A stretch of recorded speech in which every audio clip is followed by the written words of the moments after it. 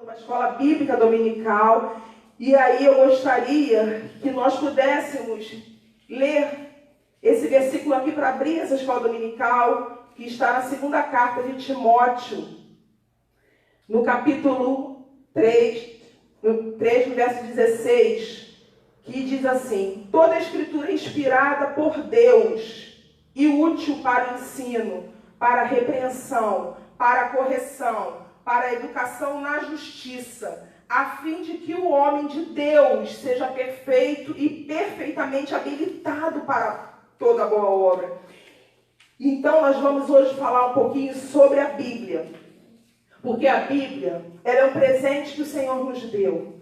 Quando a Bíblia fala, é separada em dois grandes momentos, que é o Antigo e o Novo Testamento. E quando fala de testamento, fala de quê? Todas as pessoas quando dizem, recebi um testamento para mim, você sempre vê que é alguma riqueza, algo que você vai ganhar. Então a Bíblia foi o testamento, algo precioso que o bondoso Deus nos deixou para que pudéssemos sermos guiados, para que tivéssemos uma direção. Porque a Bíblia é a palavra de Deus, como nós vimos aqui, é a palavra, toda a palavra da Escritura é inspirada por Deus.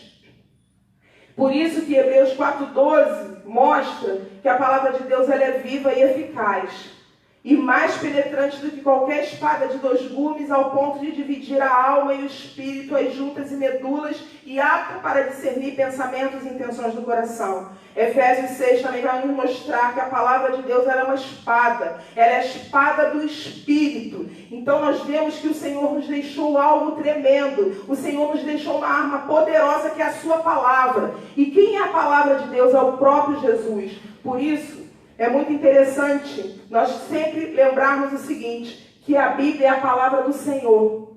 E todas as vezes que você lê a Bíblia, o próprio autor ele está do teu lado. A Bíblia fechada ela pode ser um livro qualquer, pode ser comparada a um livro qualquer, ela fechada. Mas quando ela é aberta, ela é a própria boca de Deus. Quando ela é aberta, você sente verdadeiramente a palavra de Deus, ela transforma. Por isso que o Salmo 119, que é um salmo que enaltece a palavra, no verso 11 ele diz o quê? Escondi a tua palavra no meu coração para não pecar contra ti. No Salmo 119, no verso 105 diz: lâmpada para os meus pés é a tua palavra e luz para o meu caminho. E nós precisamos entender e ver que a palavra de Deus, quando você lê a palavra, você vai perceber o Senhor falando contigo. Por isso que nós vemos que a reforma protestante foi a partir de um homem, Martinho Lutero, lendo a palavra. Irmãos, quando ele leu o versículo de Romanos 1,17, toda uma reforma foi vista, porque ele disse: olha, o justo viverá da fé.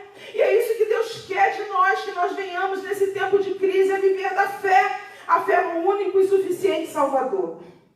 Então nós estamos aqui para poder explicar um pouquinho a estrutura da Bíblia. Porque muitas vezes eu vejo pessoas que falam: pastor, eu tenho dificuldade de entender a Bíblia, eu tenho dificuldade de ler a Bíblia, de poder gravar alguma coisa na Bíblia, mas eu quero te dizer que o Senhor Deus Todo-Poderoso, Ele quer que você entenda e tenha essa arma poderosa, tenha esse presente, tenha esse tesouro, não somente na sua mão, não somente na sua boca, mas principalmente no seu coração, para que você possa viver e ser guardado pela palavra, porque a palavra de Deus é o termômetro para nossas vidas.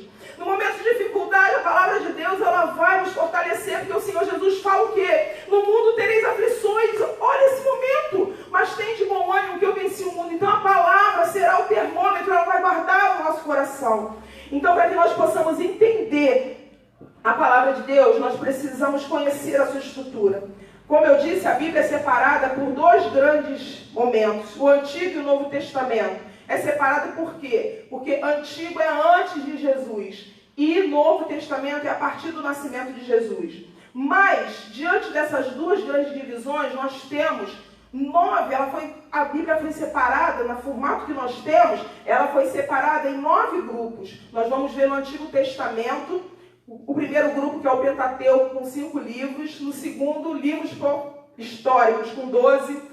No terceiro, livros poéticos, com 5 livros. Quarto, livros, os profetas maiores, mais 5 livros. E a última divisão do Antigo Testamento, os profetas menores, com 12. E aí nós vemos no Novo Testamento outra divisão. A primeira divisão, os evangelhos, que são 4, o livro histórico, que é um livro, as epístolas, que são 21 epístolas, 13 são epístolas escritas por Paulo e 8 são epístolas gerais, e o livro da Revelação, que é o Apocalipse. Então nós precisamos entender essa divisão para que a gente possa compreender a Bíblia. E uma pergunta que muitas pessoas fazem: sou homem de conhecimento que eles tiveram, não foi um conhecimento humano, o conhecimento que eles tiveram, de conhecimentos diferentes, e foram inspirados por Deus. E quando esses 66 livros que compõem a Bíblia, 39 no Antigo Testamento e 27 no Novo Testamento, pôde perceber que houve uma unidade, pôde perceber que verdadeiramente um só autor tinha escrito toda a Bíblia. Então nós vemos quem escreveu a Bíblia. Deus usou reis para escrever a Bíblia. Reis como Davi e Salomão escreveram a Bíblia. Pessoas comuns como Mardoqueu, profetas escreveram a Bíblia. Samuel, Jeremias, Isaías, Ezequiel, Obadias, Naum escreveram a Bíblia também. Pescadores escreveram a Bíblia. Nós temos aí Pedro escreveu a Bíblia. Um coletor de impostos, Mateus, escreveu a Bíblia. Nós vemos outros discípulos, João também escreveu. Um médico, Lucas. Então Deus escolheu várias classes de pessoas para serem usadas. E aí nós vemos só isso aqui, de ver que tem homens diferentes escreveram a Bíblia para mostrar que Deus não faz acepção de pessoas. Então Deus quer que você leia a Bíblia, que você viva a Bíblia, porque Ele quer te usar nesse tempo. Porque, como eu gosto sempre de dizer, tem pessoas que não conhecem a Bíblia. E sabe qual Bíblia que ela vai ler? A tua vida. Por isso que a Bíblia nos chama de cartas vivas do Senhor. Então nós precisamos entender que nossa vida tem que ser uma vida de verdadeiramente sermos discípulos de Jesus. Que as pessoas possam conhecer Jesus através da nossa vida. Que nós possamos ter, através da Bíblia, a linguagem do Espírito Santo. Pessoas cheias do amor, porque 1 Coríntios vai dizer o quê? Você pode ter a língua dos anjos e dos homens, você pode ter todos os dons, mas se você não tiver amor, de nada adianta. E é dessa forma que o Senhor quer que nós venhamos a crescer nele. Por isso que a Bíblia diz no livro do profeta Oséias: conheçamos e prossigamos em conhecer ao Senhor. E nós estamos aqui para conhecer ao Senhor. E aí nós vemos, outra informação também, que a Bíblia, no Antigo Testamento, ela foi escrita principalmente no idioma, no hebraico. Algumas partes ela tem no aramaico, mas principalmente ela foi escrita no hebraico. E o Novo Testamento não, o Novo Testamento foi escrito no grego. Como a Bíblia foi escrita originalmente no hebraico, ela teve também algumas traduções para outras línguas. Então, sempre quando você vê a Bíblia, no latim, ela foi chamada, essa tradução, de Vulgata, a Vulgata Latina. E quando você vê uma tradução para o grego, do Antigo Testamento, você vai ouvir sobre Septuaginta, ou se não, a versão dos 70. E só para fazer um parênteses, ela é chamada de Septuaginta dos 70, por quê? Porque quando foram pegos, na verdade, 72 rabinos, 6 de cada tribo, foram colocados num lugar assim, né, estavam separados, para que eles pudessem interpretar a Bíblia e pudessem ver, para ver assim, o que a maioria dissesse era que iam colocar na Bíblia no grego. O que aconteceu?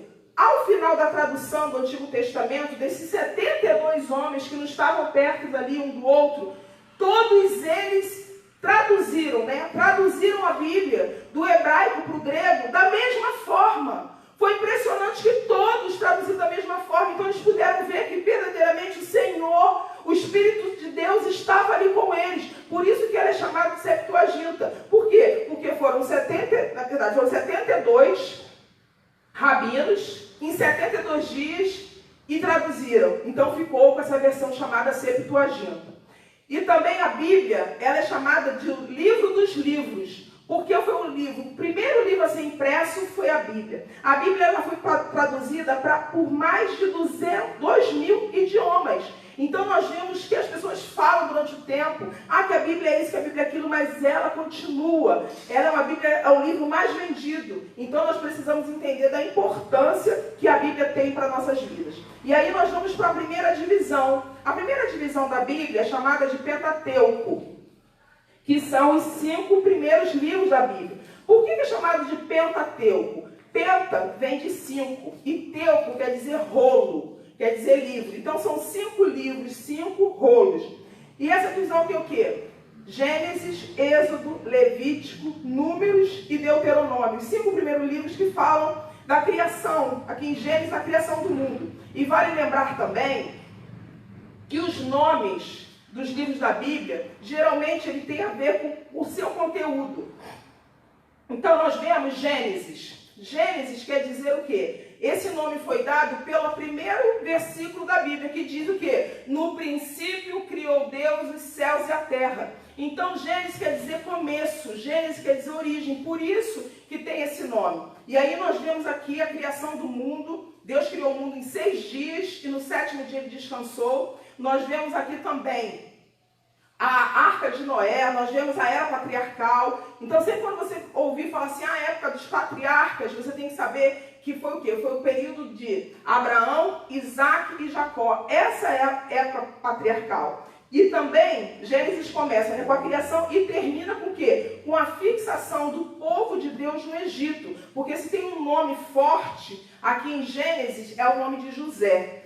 A maior parte do Antigo Testamento, aqui de Gênesis, nós vamos ver José. Então, mostra esse momento em que José, como governador do Egito, depois de tudo que ele passou, ele traz 70 almas vão para o Egito. Irmãos, grave esse número. São 70 almas do povo, naquela época chamados hebreus, que foram para o Egito. E aí quando nós vemos o segundo livro aqui, quando nós vemos de Êxodo, Êxodo quer dizer o quê? Saída. Por isso que ele tem esse nome. Porque o povo, depois de ficar 430 anos como escravo no Egito, Deus ele levanta um libertador. Então o nome aqui para o livro de Êxodo, a pessoa que Deus usou, o instrumento que Deus usou se chama Moisés. E o próprio nome dele diz saído das águas. Por quê? Porque foi aquele momento em que o faraó tinha ficado muito aborrecido porque tinha muitos meninos nascendo e o povo hebreu, ele estava se crescendo com muita rapidez, ele quis matar todos os bebês machos. E o que aconteceu? Joquebede tentou esconder porque ele já tinha um propósito de Deus e ela colocou ele num cesto e a filha de Faraó viu aquele momento e chamou uma escrava hebreia que era Joquebede. Joquebede recebeu para poder criar o seu filho. Então, quando aquela mãe, aquela filha de Faraó, ela tira Moisés das águas, ela deu esse nome, ela deu Moisés porque foi aquele que foi tirado das águas. Então nós vemos em Êxodo esse nome, sendo Moisés o libertador. E Moisés talvez fosse o que menos fosse escolhido, porque quando Deus chama ele, Moisés fala o quê? Senhor, eu sou um homem que sou pesado de línguas, eu não sei falar direito, mas Deus escolhe as coisas loucas para confundir as sábias. Deus escolhe as coisas que não são para confundir aquelas que são. Então nós vimos que foi 70 almas que entraram no Egito, e aí nós vemos saindo quem? 600 mil pessoas.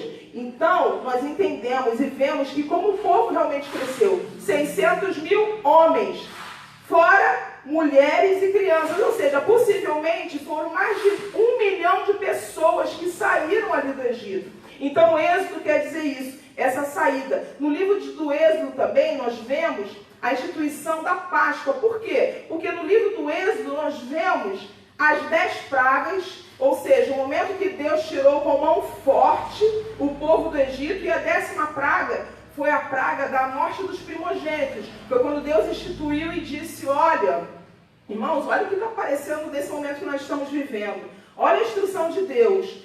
Toda a família fique em casa. Fique dentro de casa e coloque o sangue do cordeiro nas portas, nos umbrais das portas.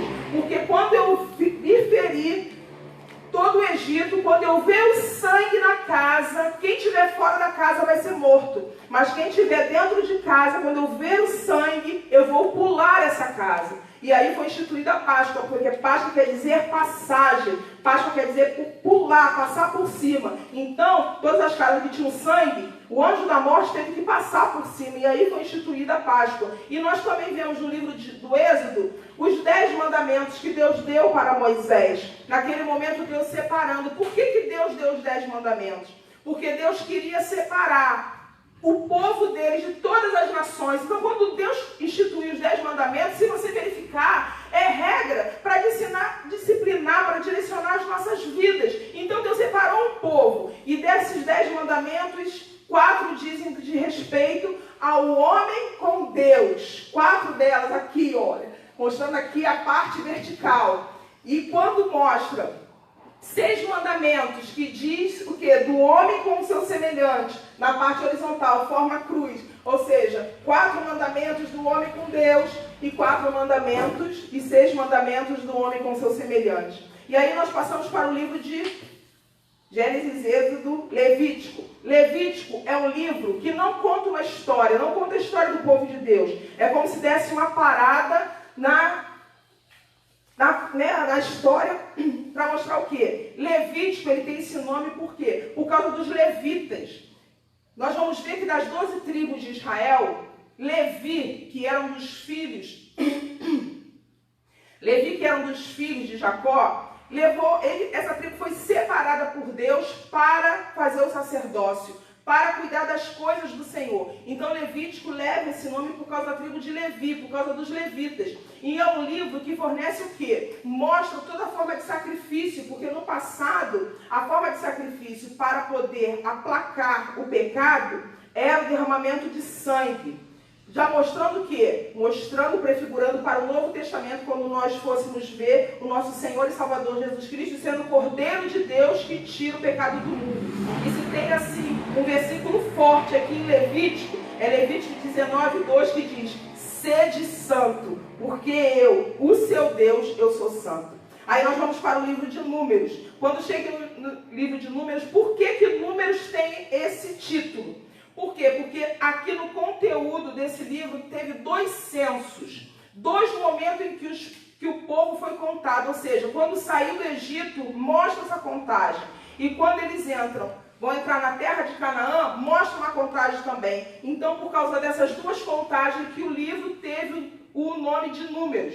E mostra o quê? A caminhada do povo durante 40 anos no deserto. É interessante verificar que o povo sai do Egito como escravos, mas ele entra em Canaã, na terra prometida, como um exército. Então, o que aconteceu? Durante esses 40 anos, o povo foi tratado, foi forjado, viveu na dependência de Deus, porque a Bíblia diz que durante o dia, Deus colocava uma coluna de nuvem para proteger do sol, do calor do deserto, e à noite Deus colocava uma coluna de fogo para poder aquecer, porque também a temperatura no deserto, à noite, ela fica muito baixa. Então, o livro de Números é para mostrar esse momento dessa caminhada desses 40 anos no deserto. E quando nós chegamos no último livro do Pentateuco, desse primeiro grupo, nós temos o livro de Deuteronômio. Parece um nome difícil, mas se nós entendermos do que se trata, fica fácil. Por quê? Porque Deutero quer dizer segundo e nômio quer dizer lei. Então, traduzindo assim, seria a segunda lei ou repetição da lei. Se você ler o livro de Deuteronômio, você vai ver que foi Moisés contando tudo do que aconteceu para o povo. Por quê, pastora? Ele explica tudo de novo. Esse segundo momento, ou seja, repetindo a lei que tinha sido dada pelo Senhor para o povo. Por quê? Porque o povo, se nós lembrarmos agora, quando Moisés mandou 12 espias para observar a terra de Canaã, 10 espias vieram com um relatório negativo, dizendo que, olha, a terra é boa, a terra manda leite e mel, mas tem gigantes. E por causa desses 10 homens, contaminaram toda uma geração. E aí Deus ficou tão triste, porque Deus fica triste com murmuração. Porque quando a gente murmura, a gente não acredita no poder de Deus. E aí Deus disse assim, olha, toda essa geração, acima de 20 anos, ela não vai entrar no deserto.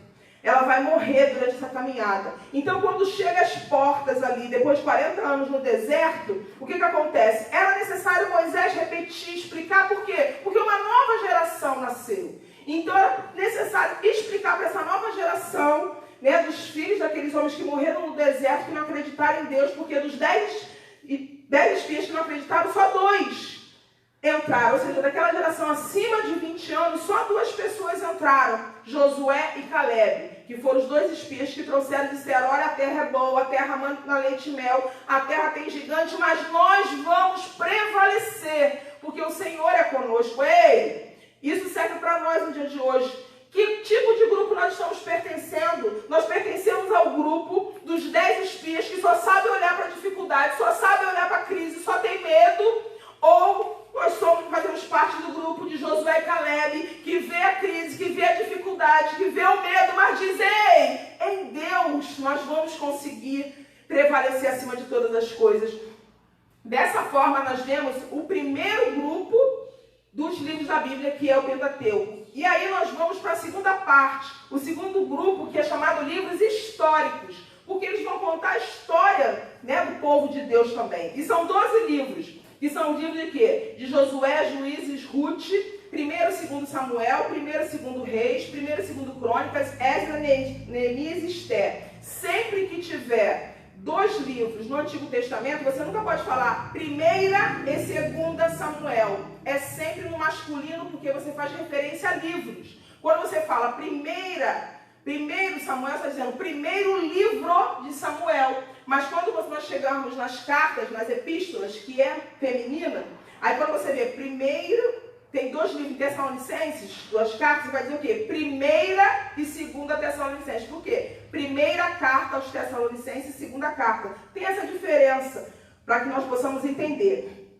Então nós vamos ver que dos livros históricos começam desde a conquista da Terra Prometida até o exílio na Babilônia, começando por Josué. Ou seja, Moisés morre e aí começa aqui a história de quê? Desse militar, desse homem que Deus já estava preparando para Moisés. Se você verificar a vida de Moisés, quando Moisés subia ao monte, quem estava ali ao pé do monte? Você vai ver que Josué estava ali. E Josué também, o nome Josué, é uma tradução do grego, quer dizer Yeshua, quer dizer Jesus. E nós vemos Josué ali colado com Moisés o tempo todo, e Deus escolheu esse homem, esse guerreiro, para tomar posse. Por quê? Porque Deus tinha prometido a terra de Canaã para o povo. Só que, na época de Josué, quando ele começou a conquista, quem morava em Canaã eram povos que eram inimigos do povo de Deus. A terra era habitada, a terra não era uma terra deserta. Então nós vemos que tinha os heveus, jebuseus, os filisteus, e era necessário, ou seja, que Deus deu a terra, mas tinha que conquistar. Irmãos, a mesma coisa. Nós temos promessas do Senhor, nós vamos morar no céu, mas nós temos que conquistar o tempo todo. Nós temos que estar aqui firmes e constantes, sempre abundantes na obra do Senhor, sabendo que o nosso trabalho não é vão no Senhor. Então, com Josué, começa essa conquista da terra prometida, e o livro, ele mostra sobre isso. Aí vamos para o livro de Juízes. O tempo de Juízes foi um tempo muito triste. Por quê? Porque quando Josué morre, não tinha mais uma referência de líder para poder guiar o povo. Moisés tinha morrido, Josué tinha morrido, não tinha se levantado uma pessoa que pudesse ser uma referência para aquele povo. Então o povo se contaminou. Então o período de Juízes, ele é como se fosse um círculo. O povo, ele tinha se contaminado, uma apostasia, e aí ele não quis saber de Deus. O que aconteceu? Os inimigos vieram e dominavam ele. E tal, aí, em cima daquela opressão do povo, o povo clamava a Deus, e aí Deus fez o quê? Levantava juízes, homens que eram tomados pelo Espírito de Deus, cheios de Deus, e conseguia acabar com aquela opressão, e o povo vivia um tempo de paz.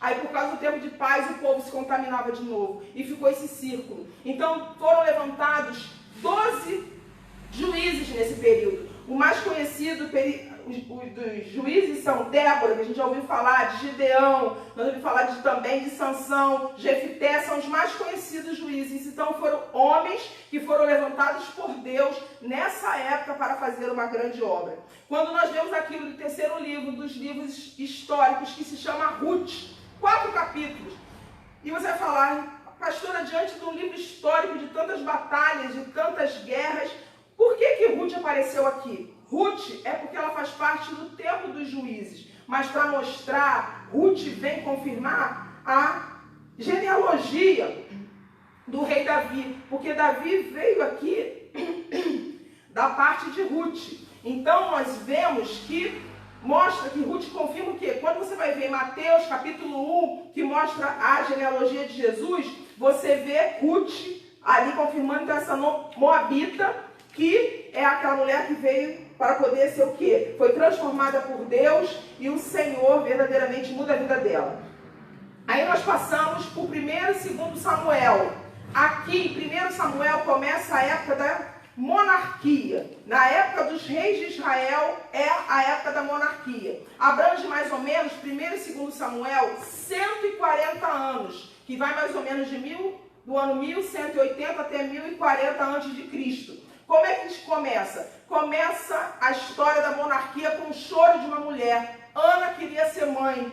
E era afrontada por Penina, e o que a Bíblia nos mostra? Que Ana chora. Ana só queria segurar nos braços um filho. Mas, irmãos, Deus tem muito mais sempre do que tudo que pedimos ou pensamos. Porque Ana queria segurar um bebê, mas Deus queria muito mais. E Deus deu quem? Deus deu Samuel para ele. Um homem muito usado por Deus, um profeta, o último juiz, e também um homem que ungiu os 2 primeiros reis de Israel. Ou seja, Saul e Davi foram ungidos a rei através da mão de Samuel. Então, começa assim a monarquia, com Samuel se levantando como profeta, como sacerdote também. E 1 Samuel termina com o quê? Com a morte de Saul. 2 Samuel, ele começa a partir da morte de Saul. E mostra aquele momento também aqui em 2 Samuel, muito conhecido, do transporte da arca. Quando Davi, ele quer trazer a arca para Jerusalém, e tem aquele momento em que a arca tomba e Uzá morre. Então nós vemos que tem aqui no livro de 2 Samuel esse registro, e o livro de 2 Samuel ele termina com o quê? Termina com o fim do reinado de Davi. Então ele começa com a morte de Samuel e termina com o reinado de Davi. Aí nós vemos 1º e 2º Reis ainda relatando toda a monarquia. Então 1º e 2º Reis eles vão abranger um tempo de 400 anos. E aqui nós vemos o início do livro do 1º Reis, o início é com a morte de Davi. Depois de Davi velho, ele vai e abençoa o seu filho, que vai substituir, chamado Salomão. Então o início do 1º Reis é a morte de Davi. E aí a ascensão de Salomão, e tem o quê? A construção do templo de Salomão, a construção do templo de Jerusalém, porque Davi quis construir o templo, mas Deus não permitiu, porque falou que ele era homem de guerra, que a sua mão tinha muito sangue, mas que o seu filho, ele iria construir. Então toda a instrução Deus deu para Salomão, e Salomão construiu o templo de Jerusalém.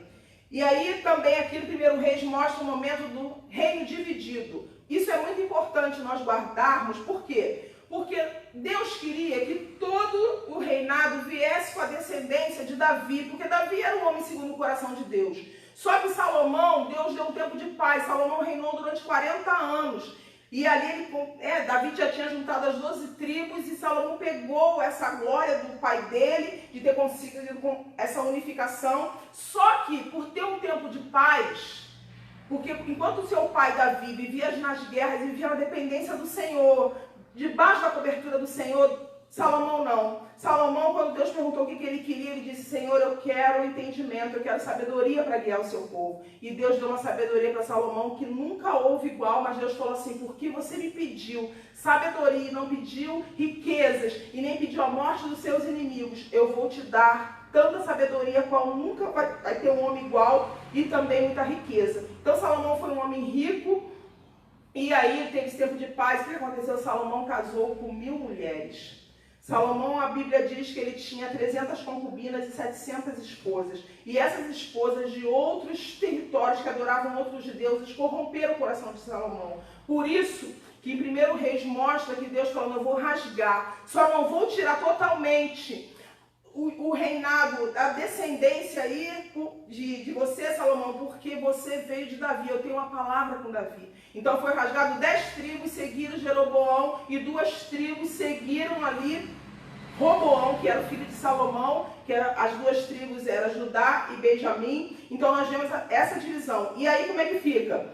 É chamado agora de Reino do Norte, que segue Jeroboão, e ali nós vemos que esse Reino do Norte, ele teve 19 reis.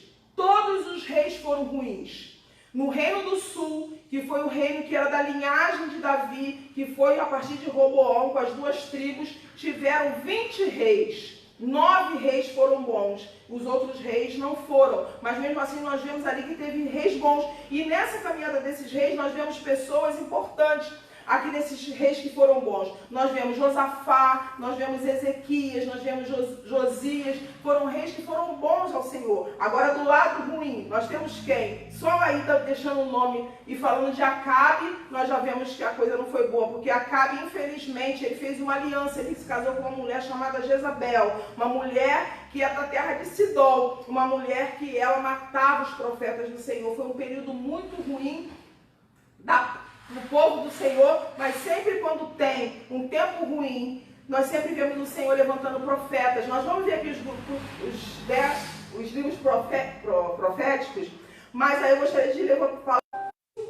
Não, desculpa, o início com a morte de Elias e vai até o cativeiro de Judá. É bom lembrar que o povo, o reino do norte, ele por só ter tido 19 reis que não foram bons, ele foi levado no ano de 722 para a Síria. Foram levados para a Síria, para o cativeiro da Síria. E esse povo nunca mais voltou. Mas o reino do sul, que era o reino que tinha ali da descendência de Davi, que tinha a palavra de Deus, que Deus tinha a palavra que tinha dado para Davi, esse aqui foi levado no ano de 586 para a Babilônia. E esse foi o que voltou. Ou seja, aquela do reino do norte, ele se perdeu. Mas do reino do sul, foi quando teve 3 levas, 3 retornos. Quando nós vamos ver aqui nos livros, né, que vamos falar de Esdras, Neemias e também vamos falar de Esther. Então, aqui, o livro de 2 Reis termina com o cativeiro, o povo sendo levado para o cativeiro babilônico do reino do sul.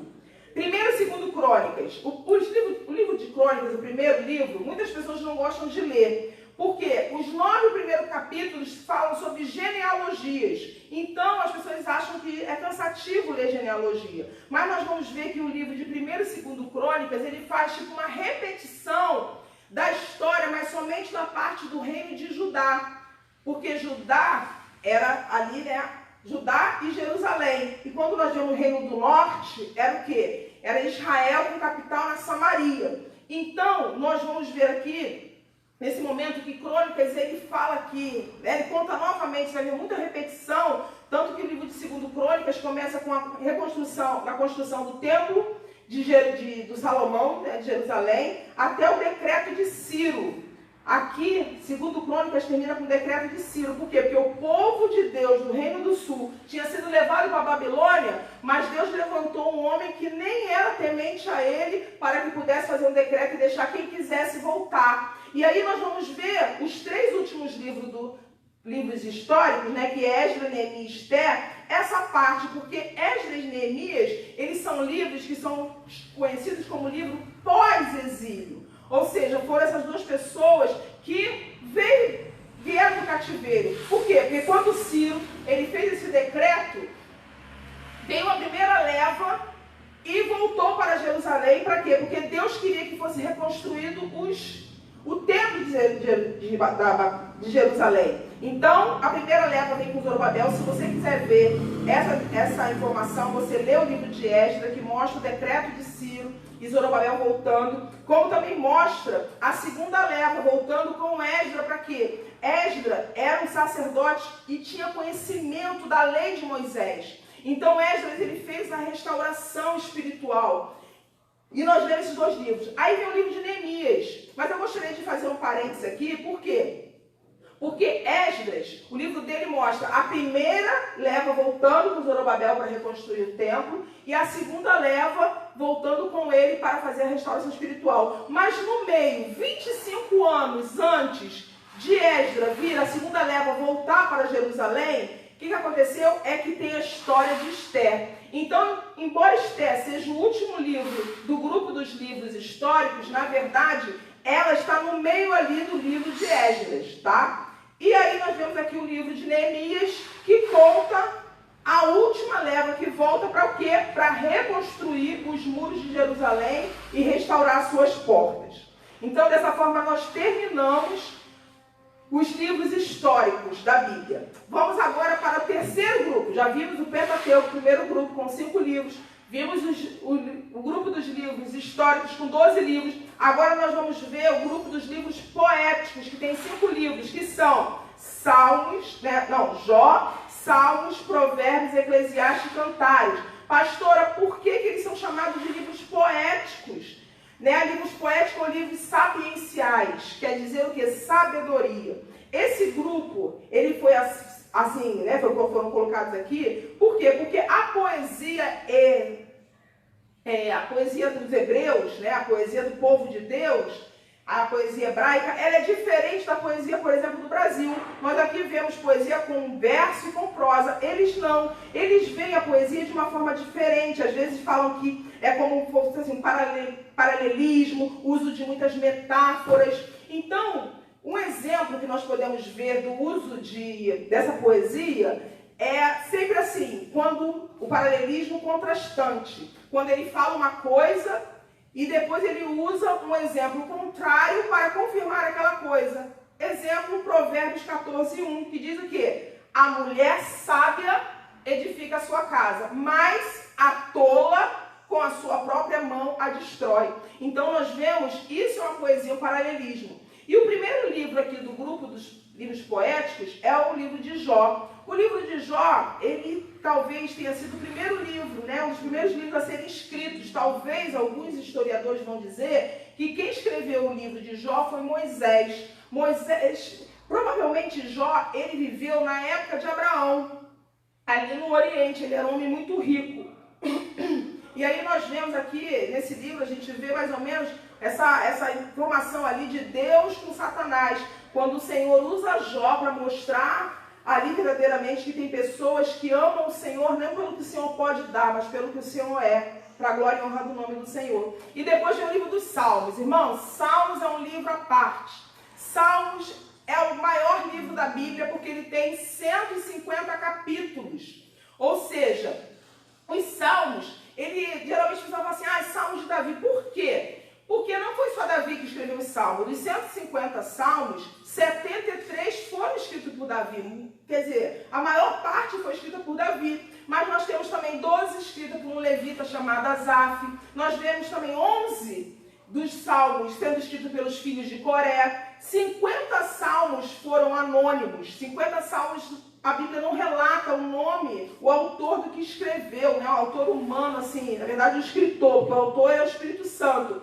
Mas o escritor humano, nós temos também 2 salmos escritos por rei Salomão, o Salmo 72 e o Salmo 127, um salmo também escrito por Etã e um salmo escrito por Moisés. O Salmo 90 foi escrito por Moisés. E salmo quer dizer, na língua, no latim quer dizer música, e na língua hebraica quer dizer louvor, são os louvores.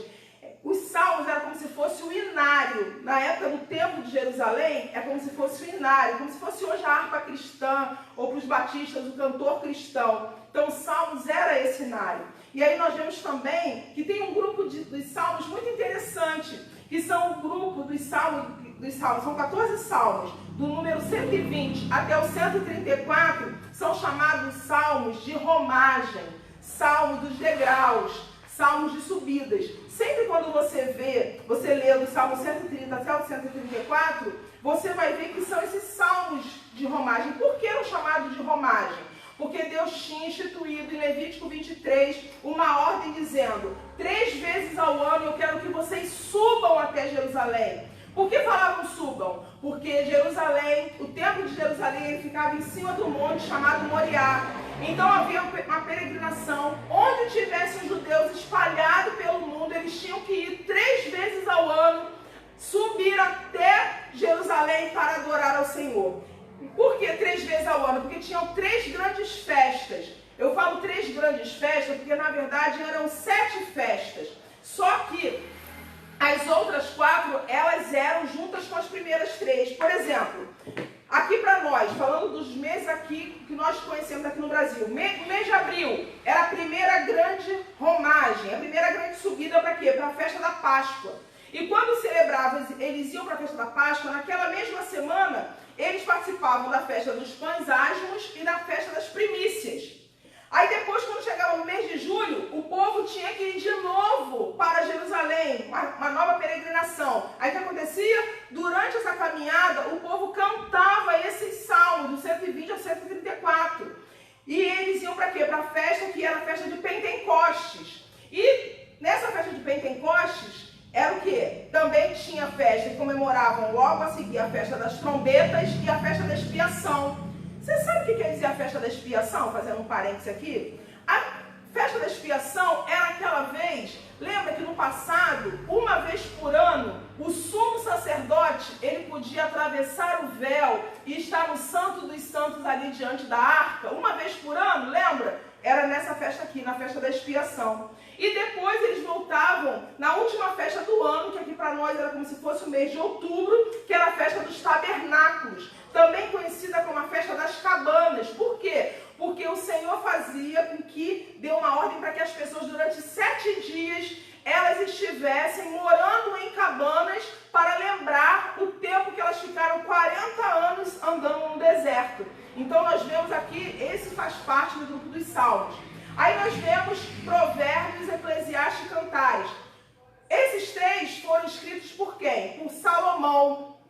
Os historiadores vão dizer que Provérbio foi escrito por Salomão na sua fase madura, né, na sua maturidade. Eclesiastes foi escrito por Salomão quando ele já era velho. Por isso que no livro de Eclesiastes você vê muito dizendo assim, ó, vaidade, tudo é vaidade. Ele tinha chegado no fim da vida e viu que tudo tinha passado, era vaidade.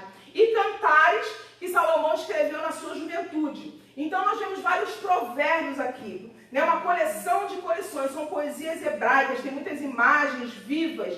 Então nós vemos, por exemplo, Provérbios 10, 4, estou chegando bem aqui, provérbio que diz, o filho sábio alegra o seu pai, mas o filho, 10:1, provérbio 10:1, o filho sábio alegra seu pai, mas o filho insensato é a tristeza da sua mãe. E também temos aqui Provérbios 31, a partir do verso 10, que mostra a mulher segundo o coração de Deus. Se tem uma descrição da mulher na Bíblia, é Provérbios 31, 10, que começa, né? Mulher virtuosa, quem achará o seu tesouro muito excede as joias finas. E termina esse verso demonstrando uma mulher de Deus com 31:30, quando diz, enganosa é a graça e vã a formosura, mas a mulher que teme o Senhor, essa será louvada. Quando vem Eclesiastes é o livro, como eu disse, escrito na velhice, mas se tem um versículo chave, é Provérbios 3, quando diz o quê? Que há um tempo determinado para todas as coisas. Irmãos, leia Eclesiastes 3. É bom para você ver que existe um tempo de chorar, existe um tempo de estar junto, existe um tempo que Deus separe. O tempo agora é tempo de crente, ficar junto, em união e poder estar em oração, principalmente aqui, ó, fazendo, ó, culto no lar. É o momento agora de você trazer a arca para dentro da tua casa. É o momento de unir a família. É o momento de olhar nos olhos. É o momento de desligar a televisão. O momento agora é de crescer, de se fortificar como família. Porque eu tenho certeza que quando essa crise passar, nós vamos ser muito mais fortes em Deus. Tanto como cristão, tanto como família e tanto como igreja também. Está sendo uma oportunidade de crescimento dentro da nossa casa, de fortalecermos, de você falar todos os dias, Deus, eu quero viver a tua palavra quando diz que a minha casa está edificada sobre a rocha. Casa edificada sobre a rocha, casa que tem culto, porque culto no lar traz a presença, culto no lar, você levanta um altar de adoração ao Senhor. Por isso aproveita esse momento para ser muito mais, para se aproximar do Senhor. Fala, Deus, essa casa é tua, Senhor. Faça o que o Senhor quiser, no nome de Jesus. E Cantares mostra o amor de um homem e uma mulher. Se você quer ver, maridos, como deve tratar a sua esposa, leia o livro de Cantares. Mulheres, se você quer ver como tratar o seu marido, um relacionamento de intimidade, Deus permitiu e trouxe isso aqui no livro de Cantares. E aí eu trouxe aqui só uma informação adicional, que não tem a ver com esses livros, mas só para um adicional, porque às vezes as pessoas ficam com dificuldade de entender a diferença entre cristianismo, judaísmo e islamismo. Cristianismo, nós sabemos que somos nós que acreditamos em Jesus, que temos a Bíblia como a nossa regra de fé, e o nosso Senhor e Salvador Jesus Cristo como Deus, né? Deus Pai, Deus Filho e Deus Espírito Santo. O cristianismo somos nós cristãos que acreditamos em Jesus Cristo. Agora, o judaísmo é uma das 3 também principais religiões que vieram a partir de Abraão. Então, para o judaísmo, qual é a Bíblia deles? É a Torá. Por quê? Porque o judaísmo ele não acredita em Jesus Cristo. Eles estão esperando até hoje o Messias. Ele não tem o Novo Testamento como nós temos. Então, a Bíblia deles é a Torá, ou seja, o Pentateuco, os 5 primeiros livros da Bíblia. Ele chama Deus de Yahvé. creem muito em Moisés, porque Moisés ele trouxe a lei para o povo. E eles veem Jesus como um grande profeta. E eles são aqueles que vão 3 vezes à sinagoga para adorar ao Senhor durante o dia.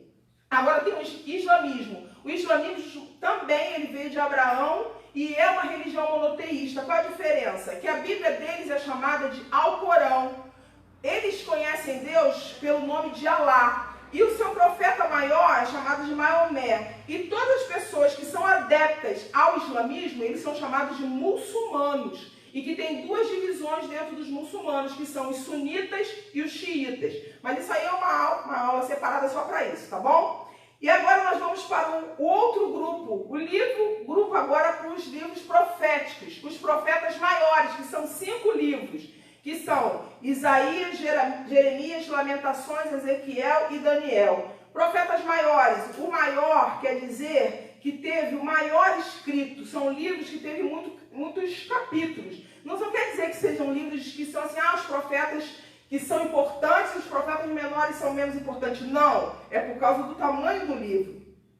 E aí nós vemos aqui Isaías, o primeiro profeta desse grupo. Isaías ele profetizou para a região, né, de Judá. Isaías foi um profeta, ele conhecido como profeta messiânico. Se nós pudéssemos falar alguma coisa que chama a atenção de Isaías, é isso. Por quê? Porque nós vemos Isaías capítulo 9, verso 6, ele fala do nosso Senhor e Salvador Jesus Cristo, que ele diz o quê? Um menino vos nasceu, um filho se nos deu, e o principado está sobre os seus ombros, e ele será chamado Maravilhoso, Conselheiro, Deus Forte, Pai da Eternidade e Príncipe da Paz. Como também Isaías 61, quando diz que o Espírito do Senhor Jeová está sobre mim, porque Ele me ungiu para pregar aos quebrantados de coração, libertar os cativos. E esse livro de Isaías, aqui, Isaías 61, foi que Jesus leu quando ele entrou na sinagoga.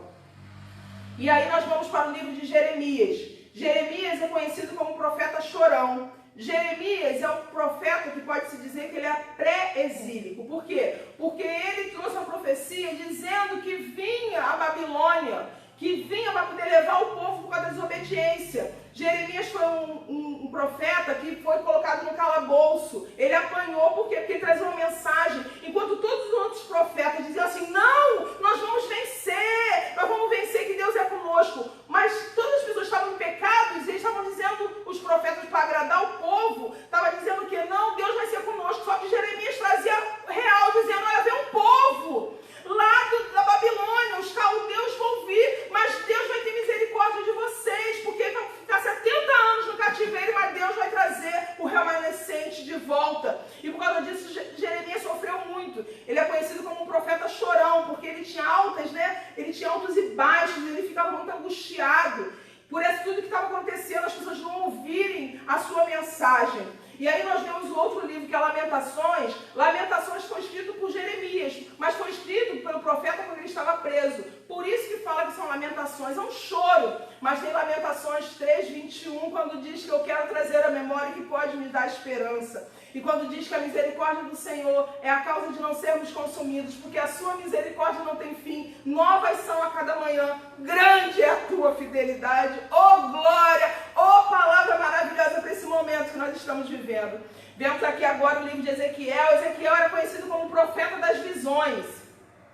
Por quê? Porque nós vemos pelo menos assim, 2 visões que eu gostaria de citar aqui. Ezequiel 37, que fala daquela visão do vale de ossos secos. E Ezequiel 47, que fala daquelas águas que saíam do trono de Deus. E quando o homem ali, quando Deus está mostrando, ele fala águas que dão pelos joelhos, águas que dão pelos artérios, águas que dão pelos lombos. Essa também foi uma visão que Deus deu. Porque quando Deus tinha falado sobre a visão do vale dos ossos secos, Deus estava mostrando assim, a nação de Israel está dessa forma. Mas quando ele fala, profetiza Ezequiel, e aqueles ossos voltam, se levantam, eles têm vida, mostra que Deus restauraria como ele fez toda aquela nação do povo de Judá que voltou do cativeiro. E aí nós vemos o livro de Daniel.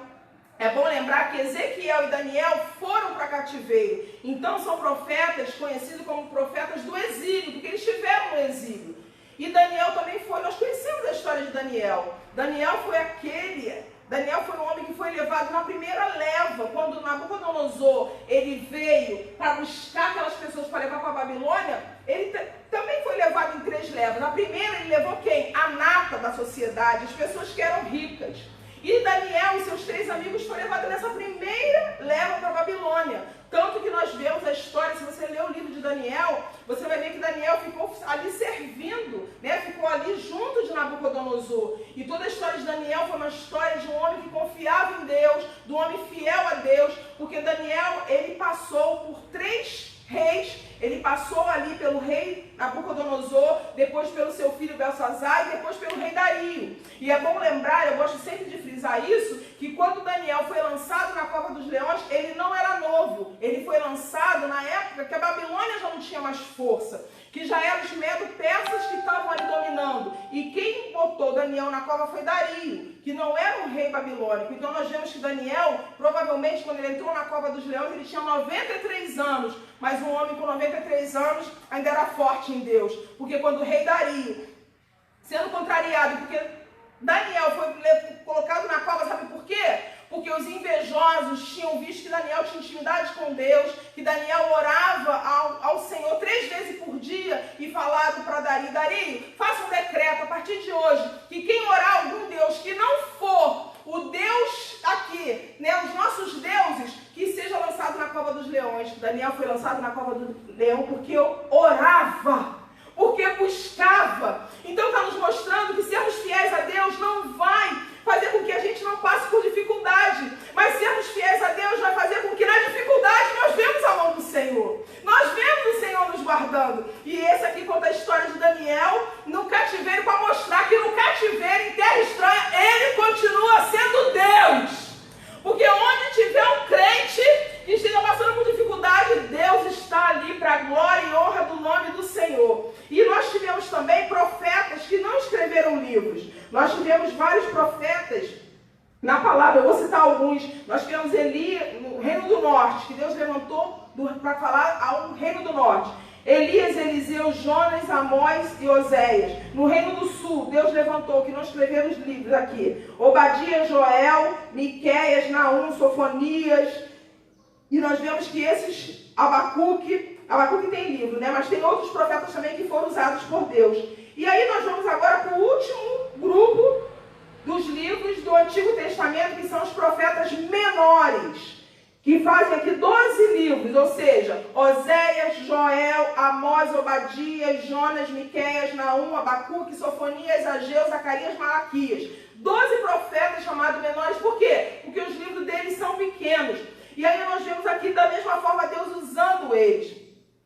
E aqui eu gostaria de citar alguns aqui, chamando relevância para quê? Para Oséias. Oséias foi aquele profeta que Deus falou para ele para casar com uma prostituta chamada Gomer. Por quê? Porque Deus queria mostrar o quanto que o povo de Judá, estava corrompido e estava tendo o quê? Se tratando, tendo um caso com uma prostituta, com os deuses falsos. Então Deus chamou Oséias para casar com uma prostituta para poder mostrar essa situação de um Deus que é bom, que vai resgatar uma igreja que é pecaminosa, uma igreja que se esquece dele. Deus fez isso. Joel, quando nós vemos Joel, ele é chamado, né, conhecido como um profeta do Pentecostes. Por quê? Porque Pedro, lá no livro de Atos, no capítulo 2, versos 17 e 18, ele citou Joel, porque Joel disse o quê? Que virão dias, né, que o Espírito de Deus, ele viria sobre toda a carne, que os velhos teriam sonhos, que os jovens teriam visões. Então, Pedro cita Joel lá no Novo Testamento. E também Joel é um livro que a gente lembra quando a gente diz assim: Senhor, tira de nós o gafanhoto migrador, né? E quando Joel está escrito assim: e eu restituirei os anos que foram consumidos pelo gafanhoto migrador. Amós era um homem vaqueiro, um criador de sicômoro. Você vê, Deus usou um lavrador para poder trazer uma mensagem para os ricos daquela época, para mostrar que era uma desigualdade grande naquela época. Obadias, que só tem um capítulo com 21 versículos, trata da falta de solidariedade do povo de Edom com Israel. Jonas era o profeta que foi o quê? Profeta desobediente. Aquele profeta que foi para Deus chamado para profetizar para a Síria. Ele não queria, por quê? Ele não queria profetizar para a Síria, porque os assírios eram maus.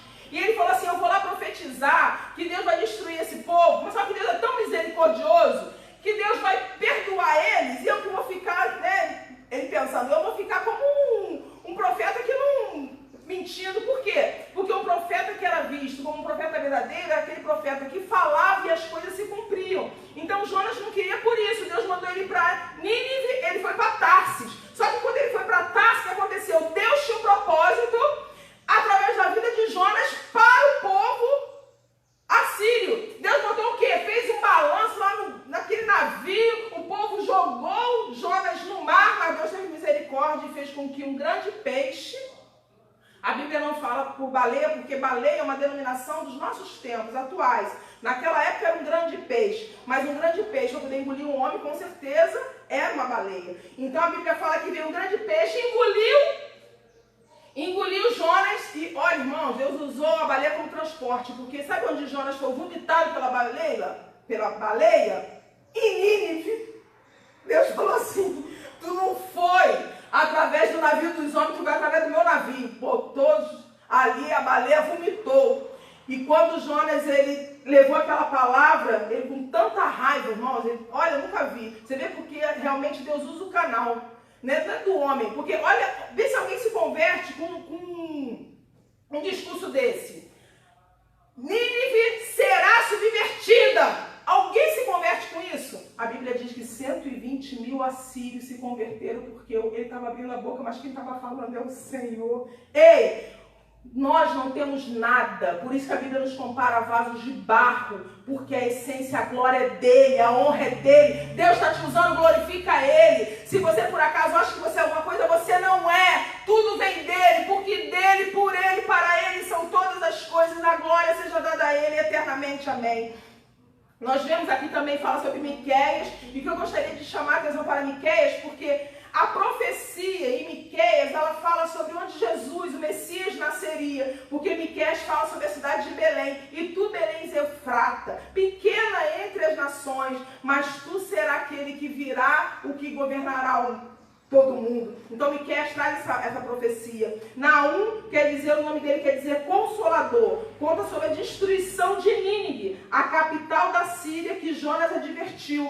Por quê? Porque esse povo, os 120 mil, eles se arrependeram, mas depois eles voltaram a fazer suas outras práticas. E aí mostra Naum contando essa destruição de Nínive. Tem Abacuque, que é claro, é aquele livro em que nós gostamos de Abacuque 3, 17 e 18. Abacuque foi aquele que também um profeta pré-exílico, que falou que viria Nabucodonosor, que viria o povo caldeu para pegar, né, levar o povo para a Babilônia, e ele vai para a torre de vigia esperar a resposta de Deus. E quando ele fala aquela frase que crente gosta, que benção, que diz: ainda que a figueira não floresça, não haja fruto na videira, o produto da oliveira minta, os campos não produzam mantimentos, os currais não hajam vacas, as ovelhas sejam arrebatadas do aprisco. Mas ele disse, diante de tudo isso, diante do caos, diante da crise, diante de qualquer doença, todavia eu me alegrarei no Senhor e exultarei no Deus da minha salvação. Sofonias quer dizer, o Senhor o escondeu. Sofonias é o nome daquelas pessoas que são escondidas em Deus, como no Salmo 91, aquele que habita nos esconderijos do Altíssimo, a sombra do Onipotente descansará. O tema da mensagem é que o Senhor, ele está firmemente no controle do mundo. Ou seja, as pessoas naquela época estavam achando que estava tudo largado, mas Sofonias trouxe essa mensagem para dizer, está descontrolado? Mas Deus está no controle. Irmãos, você está vendo como é que a Bíblia é atual? Como a Bíblia foi escrita há tantos anos atrás, mas como ela traz uma mensagem para nós nesse tempo. Ageu, o penúltimo profeta do Antigo Testamento, né, dos profetas menores, ele foi usado pelo Senhor, pelo Senhor para trazer a palavra quando o povo voltou do cativeiro, estava desanimado. Por quê? Porque estava sendo, né, Zorobabel estava reconstruindo o templo, e aí o povo estava desanimado porque estava vendo que nunca que aquele templo que estava sendo construído por Zorobabel seria um templo igual de Salomão. Aí ele vai e faz o quê? Ageu é levantado pelo Senhor, foi tomado pelo Espírito, e ele diz assim, ó, pode construir, porque a glória dessa última casa vai ser maior do que a primeira. Sabe por que ele disse isso? Porque o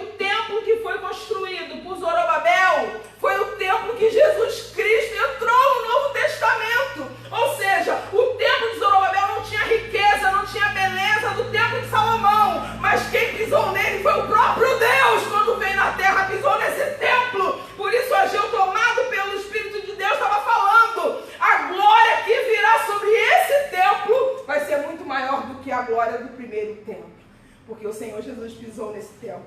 E termina aqui com Malaquias, o último livro da Bíblia. Tem Zacarias também, né? Tem antes de Zacarias, Avé.